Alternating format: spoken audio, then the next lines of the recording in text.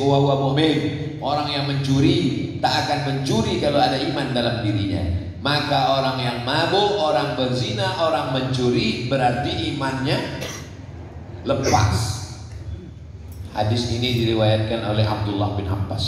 Namanya Ikrimah. Wahai guruku Abdullah bin Abbas, ya, katanya orang yang mabuk imannya lepas, orang yang mencuri imannya lepas, orang yang berzina imannya lepas. Betul. Apakah iman itu bisa lepas dari badan? Abdullah bin Abbas menjawab dengan bahasa tubuh. Syabbaka baina asabi'ihi, dijalinnya jari jemarinya. Summa naza'ahu, dilepaskannya. Hakadha yunza'ul iman, beginilah iman itu lepas dari badan.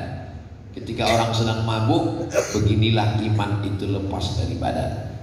Hina taba, ketika dia bertobat, iman masuk lagi ke dalam. Saat dia mabuk, lepas iman keluar dari badan.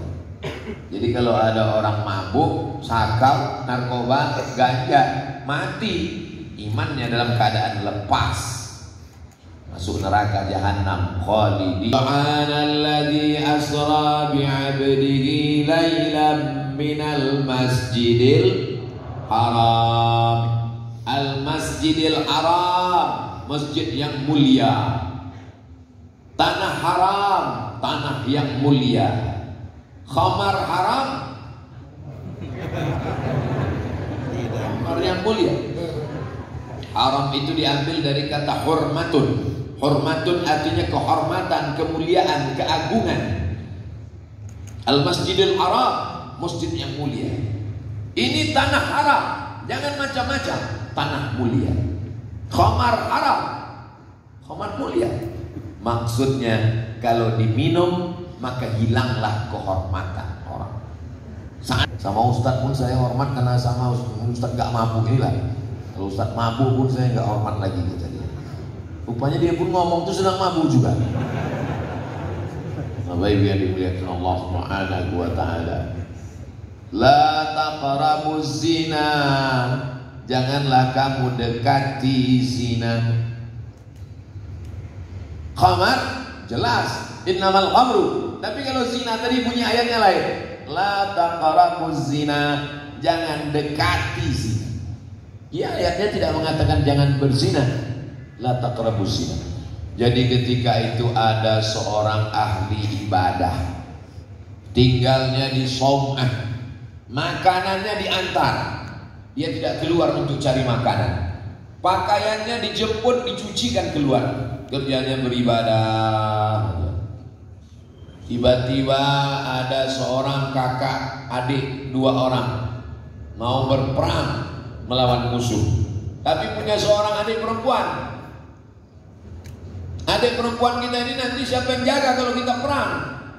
Oh, kalau gitu kita titipkan ke pedagang. Jangan dijualnya adik kita ini nanti.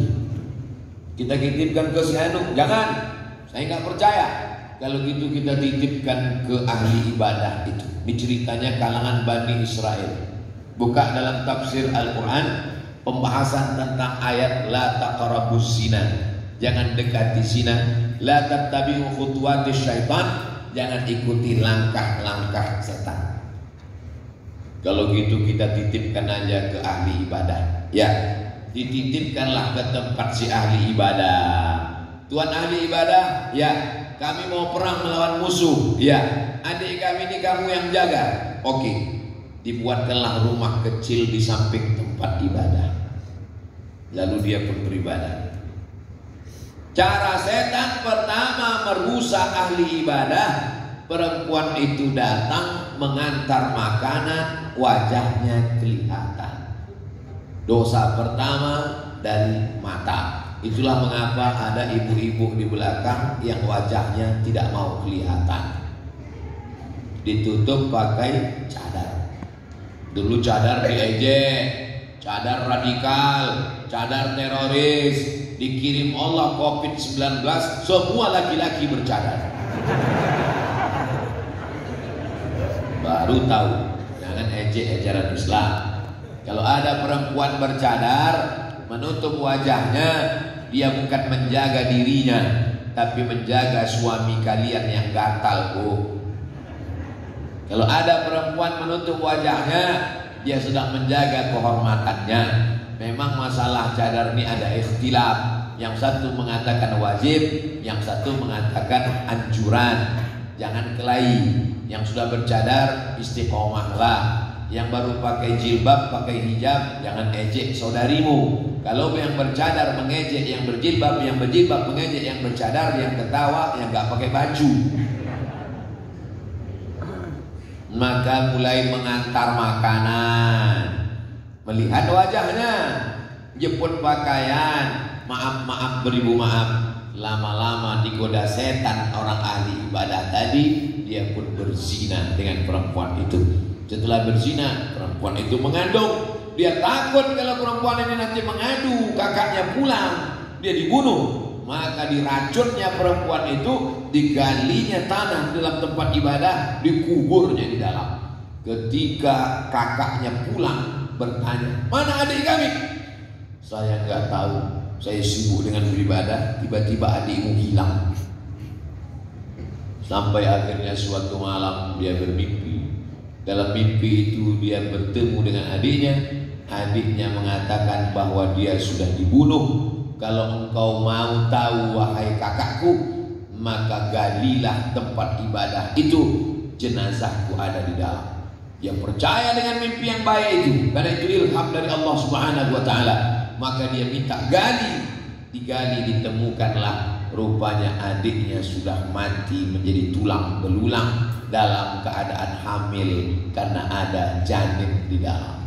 Maka dihukum mati. Semuanya berawal dari pandangan pertama, ngomong, kedekatan, langkah-langkah setan. Begitulah Allah menjelaskan, la taqrabuz zina, jangan dekati. Jadi kalau ada ustaz yang melarang, kalian jangan tukar-tukaran nomor, kalian jangan satu grup WhatsApp. Orang SMS aja kok, WA aja kok, apa hubungannya? Kalian jangan jalan berduaan. Ustaz suhuzon, ustaz pula dia bilang suhuzon. Itu bukan ustaz yang melarang, Allah melarang. Nazratun berawal dari pandangan.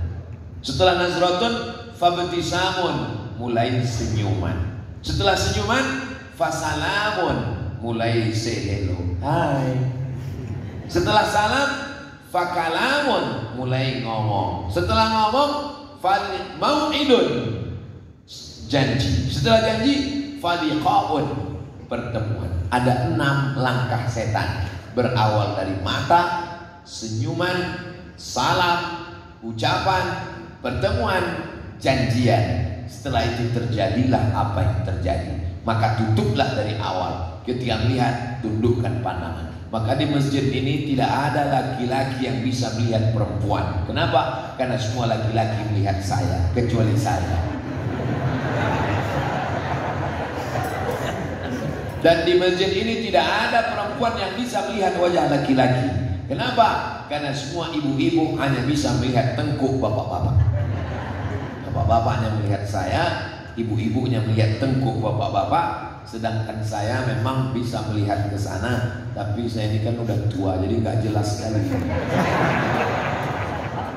Saya ini umur sudah 45 tahun, jadi tak jelas sekali mana anak gadis, mana nenek-nenek, rata aja.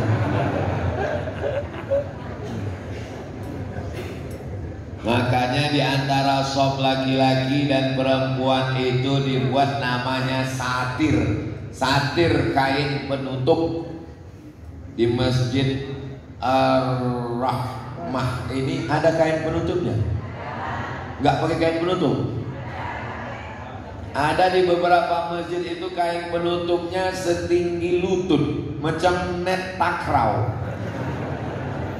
Kain penutup tuh mesti sampai ke atas setinggi kepala supaya yang sop belakang tidak bisa melihat sop pertama perempuan. Karena yang di belakangnya anak-anak muda banyak, itu kalau ada anak gadis di belakang lain bunyi aminnya.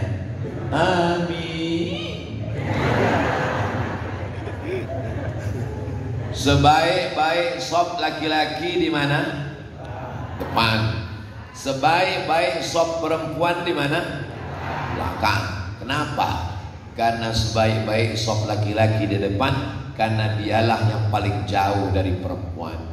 Kenapa sop perempuan disebut paling bagus belakang? Karena dialah sop yang paling jauh dari laki-laki. Begitu Allah menjaga harkat, martabat, kehormatan manusia.